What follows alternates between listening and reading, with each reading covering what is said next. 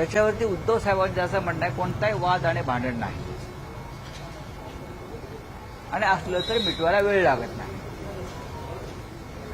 फक्त भूमिका इतकीच आहे की लोकसभा निवडणुकीच्या वेळी, विधानसभा निवडणुकांच्या वेळी माननीय उद्धव ठाकरे हेच सांगत होते की या महाराष्ट्राच्या मुळावर येणाऱ्या फौजा आहेत त्यांच्याशी आपण कोणताही संबंध ठेवता कामा नाही. ठीक आहे, 25 वर्ष आमची युती होती आणि त्यातला काही काळ राज ठाकरे सुद्धा त्यात सहभागी होते शिवसेनेमध्ये असताना. पण जेव्हा महाराष्ट्राच्या मुळावरच घाव घालण्यासाठी शिवसेना तोडण्याचा प्रयत्न झाला तेव्हा आम्हाला बाजूला व्हावं लागलं. हा, तर लोकसभा विधानसभेच्या वेळेला आमची भूमिका होती की यात महाराष्ट्राच्या शत्रूंना कोणत्याही प्रकारची मदत होईल अशी भूमिका घेऊ नये. मग काळे काळजी असतील शेतकऱ्यांची, महाराष्ट्रातून जो कारभार उद्योग बाहेर चाललाय त्या संदर्भातल्या भूमिका आहेत.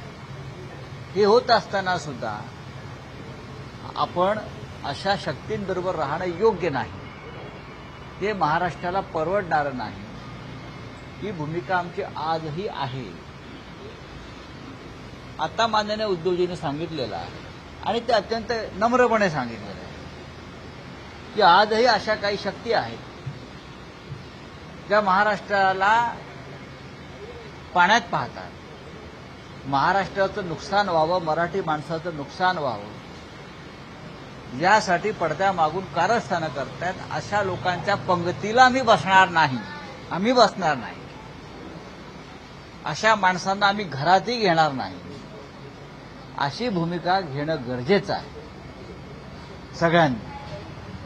महाराष्ट्राचे शत्रू छत्रपती शिवाजी महाराजांचे शत्रू बाळासाहेब ठाकरे यांच्या शिवसेनेचे शत्रू हे महाराष्ट्राचे शत्रू आहेत.